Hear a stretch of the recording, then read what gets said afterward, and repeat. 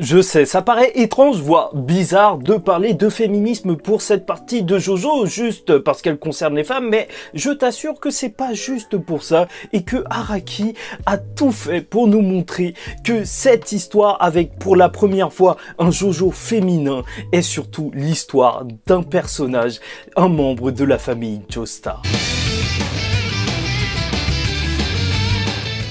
Mesdames et messieurs, ici Chaz et on se retrouve aujourd'hui pour la review de la première partie de JoJo Stone Ocean, les 12 premiers épisodes disponibles sur Netflix pour l'instant. Et on va commencer directement avec le vif du sujet, puisque bien sûr cette partie nous raconte l'histoire de Joylin Kujo, incarcérée à tort pour un meurtre qu'elle n'a pas commis dans la prison de Green Dolphin. Et je suis obligé de commencer par le gros morceau qu'est justement l'introduction de ce premier personnage principal féminin dans l'histoire de JoJo's Bizarre Adventures, parce que Araki a vraiment fait un taf de malade. Et pour tout comprendre, il faut se souvenir que Araki, c'est pas n'importe qui, c'est quelqu'un qui a énormément de culture, de pop culture, même en réserve. Il fait ses parties de JoJo en prenant différents styles de films, ça va du road trip jusqu'au drame mafieux. Et quand on remet ça en contexte avec l'histoire de Joylin Kujo, qui est quand même une adolescente, bah tu te dis que le style d'histoire qu'on peut raconter avec une adolescente, le plus globalement, en fait, la plupart du temps, c'est du genre toilette, tu vois, une comédie de romance, et même la plus connue, c'est Roméo et Juliette. C'est donc l'élément qui va nous lancer dans l'histoire de Joylin Kujo. Il est tout simple, c'est qu'elle a été trahie par son premier amour, par Roméo. Oui, ici, il n'y a pas de Roméo et Juliette dans l'histoire d'Araki. Il nous dit littéralement que ce sera pas une histoire d'amour, c'est pas parce que c'est un personnage féminin qu'on sera dans ça. Non, là, t'es dans une histoire de la famille Joestar et ça va péter. En plus, il renverse les codes justement de ce qu'on pouvait attendre d'un personnage féminin et j'ai trouvé ça génial parce que sur YouTube, il y a carrément des youtubeurs anglo-saxons qui parlent du fait qu'ils détestent Joylin parce qu'elle est pas féminine, elle est dégueulasse. Et c'est exactement ça. Araki, il veut pas que tu l'aimes parce qu'elle soit féminine ou je sais pas quoi. Non, il veut que tu l'aimes parce que c'est une Joestar. La première chose d'elle que tu vois, c'est qu'elle est crue, elle n'a absolument aucune honte et en plus, un personnage féminin, tu peux t'attendre à du fan service et il va directement, avec le début de cette partie, répondre justement à ses critiques. Ok, t'as les gardes dans une scène comique où ils disent bon, on va fouiller Joylin, donc il va falloir qu'elle se mette à poil et elle s'en fout. Elle se montre, elle dit ok, ça y est, t'as vu, t'es content? Et c'est exactement ça. Et c'est pour ça que je trouve ça ouf. On t'expédie littéralement le fait que, ouais, elle a des attributs féminins, blablabla, blablabla. On s'en fout. Là, on se concentre sur l'histoire. Et c'est pour ça que je trouve que c'est hyper appréciable. Parce qu'en plus, ça fait qu'avec ce caractère de cochon, je l'ai pas du tout apprécié, en fait, au début de cette saison. Après, de toute façon, c'était totalement logique, vu que c'est la fille de Jotaro qui parlait super mal à sa mère. C'est pour ça que j'ai jamais trop apprécié le personnage.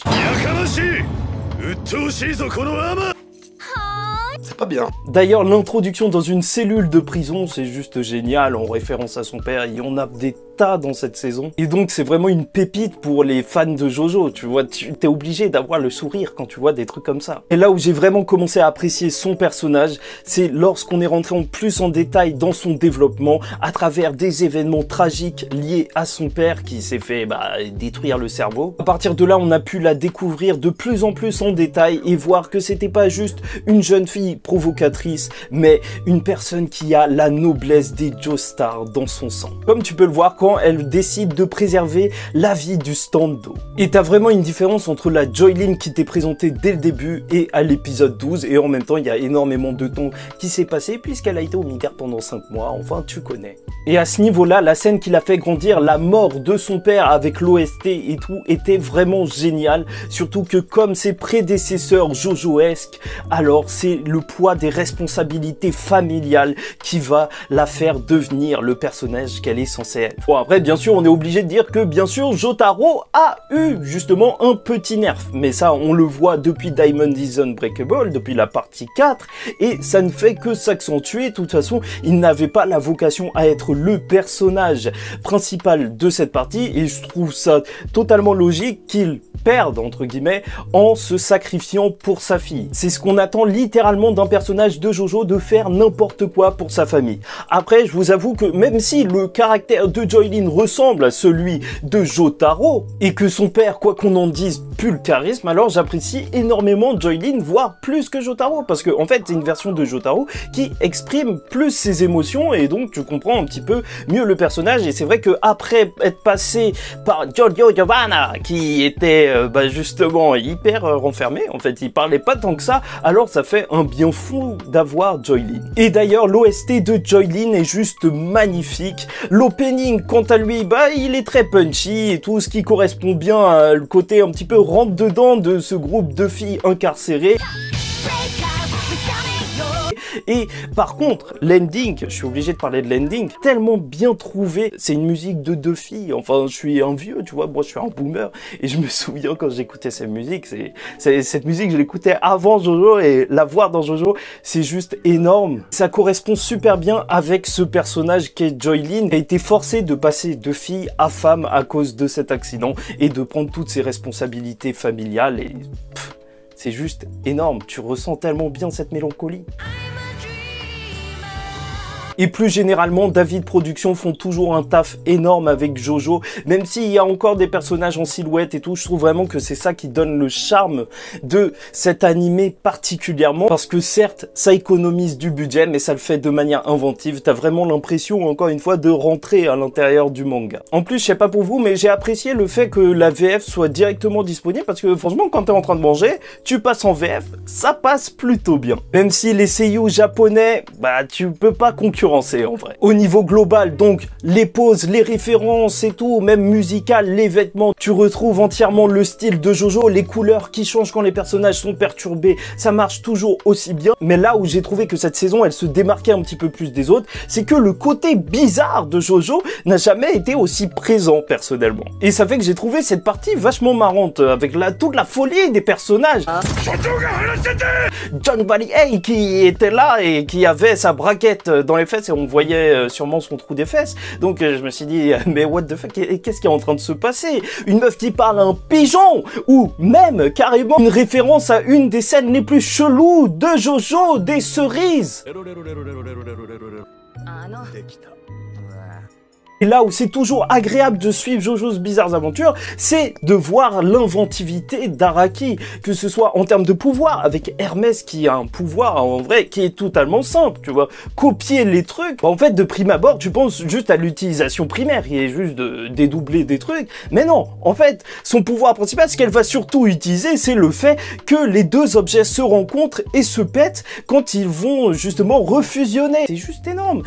T'as un pouvoir et en fait, c'est la conséquence de ce pouvoir qui est le plus utilisé. C'est l'inventivité d'Araki. Et c'est vrai que pour l'instant, Joylin, avec juste son pouvoir de fil, il est très bien utilisé. Tu vois, même transformer son corps en fil à certains moments pour éviter des blessures, on se dit quand même que c'est pas un des stands les plus cheatés qu'on ait vu pour l'instant, et c'est pour ça que c'est appréciable de l'avoir combattre des ennemis. Pour continuer sur l'inventivité, bien sûr, se retrouver dans la prison de Green Dolphin, ça incombe des règles en plus, des règles de stand, parce que ils doivent pas se faire voir, ils doivent pas tuer quelqu'un, ils peuvent se faire attraper. Enfin, il y a énormément de choses qui peuvent se passer dans ce huis clos, avec bien entendu les règles des prisons classiques qu'on peut observer dès le début, avec la co-détenue qui ne respecte pas Joylin, et donc t'es vraiment imprégné dedans, et je pense que ça correspond parfaitement à ce qu'on pourrait attendre de Jojo, avec plein de règles supplémentaires, mais d'un autre côté, ça nous renferme un petit peu, alors que souvent Jojo c'est synonyme d'évasion.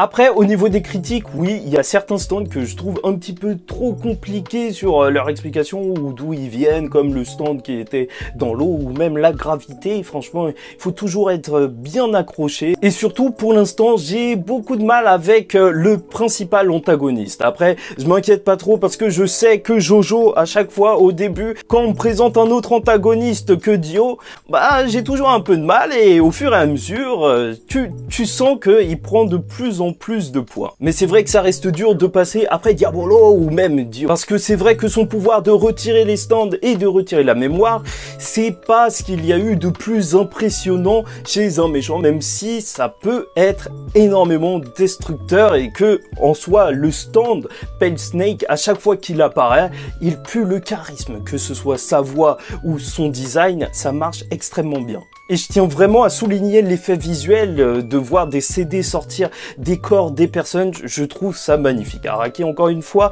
c'est un artiste. Et je pense même que le grand antagoniste deviendra très intéressant parce que même tout ce thème de rechercher le paradis, ben je me demande où ça peut aller, mais ça peut aller vraiment très loin. Et c'est toujours bon de rappeler les évidences, Dio signifie Dieu en italien. Surtout qu'on est un petit peu dedans avec des grenouilles qui tombent du ciel et la possible résurrection, entre guillemets, de Jotaro. Et il faut dire que son pouvoir a un potentiel scénaristique énorme. J'ai pas lu le manga, mais le fait de pouvoir supprimer la mémoire de quelqu'un, je pense que ça peut nous réserver des twists, donc maintenant je me méfie de tout le monde. Après, je tiens à souligner qu'on arrive à un point clé quand même dans l'écriture d'Araki, parce que choisir un personnage comme ça qui est un collectionneur de stands, tu peux pas le faire au tout début de ta série. Il prend un gros risque avec ce méchant qui a un pouvoir qui demande en vrai à l'auteur, à Araki, de maîtriser à 100% dans tous les détails son univers. Il faut être vraiment sûr des pouvoirs que tu accordes au stand, bien comprendre ton système de puissance,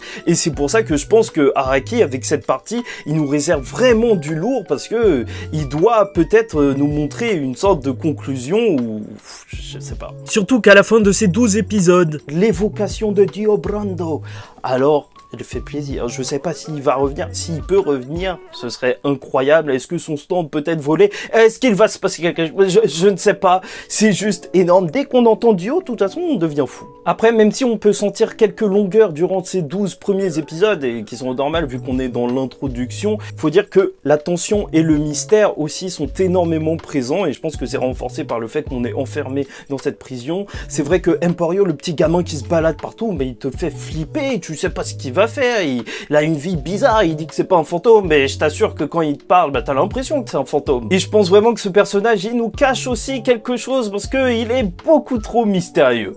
Bon, bref, globalement, ces premiers épisodes, c'est classique. On découvre l'environnement, on découvre un personnage qui est en train de s'émanciper de son père à travers Joylin Kujo, et qui devient mature. Et ça, tout simplement en 12 épisodes, et c'est pour ça que je trouve que c'est un très bon début de saison. Et le fait que sa motivation ce soit de ramener son père, je trouve ça génial, parce que Jojo, n'oublions pas, avant tout, c'est une histoire de famille.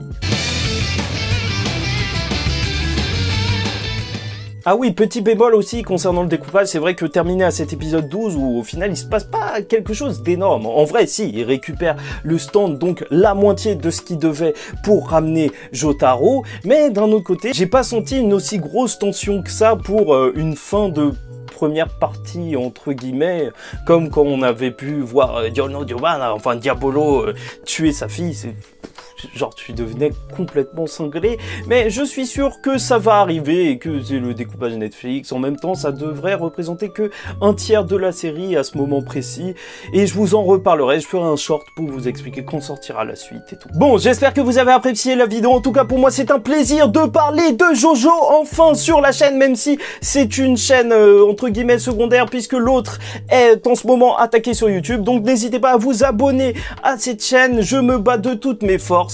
Likez ou dislikez la vidéo si ça vous a pas plu, commentez, donnez-moi votre avis en commentaire, et ne vous inquiétez pas, on en reparlera de la suite de Jojo. Et en attendant la prochaine vidéo sur Jojo, je vous dis ciao tout le monde, faites très attention à vous, et surtout paix sur vous.